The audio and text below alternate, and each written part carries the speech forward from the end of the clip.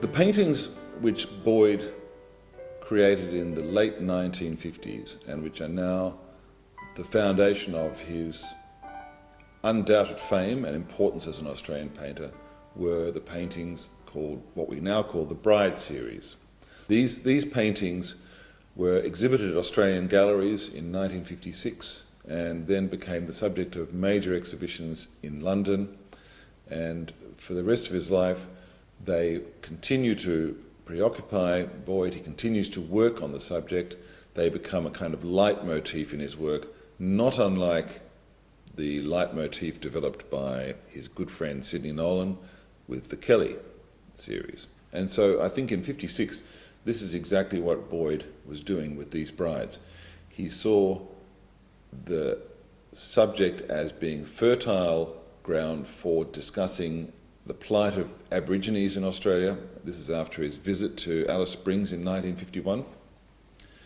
But it also refers to his own personal circumstances, his relationship with his family, his father and mother, and his wife, and his friends. So Boyd is, of course, like many artists, unwilling to discuss his work.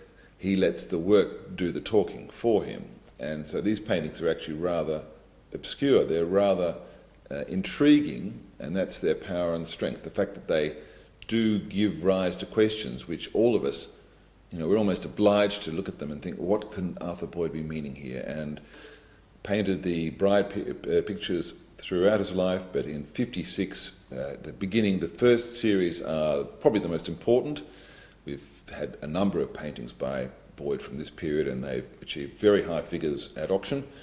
But through the period until about 1962, when the subject was giving him most cause for preoccupation, we see a number of wonderful variations on the subject, and they're developed through his exposure to new influences. And in particular, Boyd left Australia in 1958 to live in England.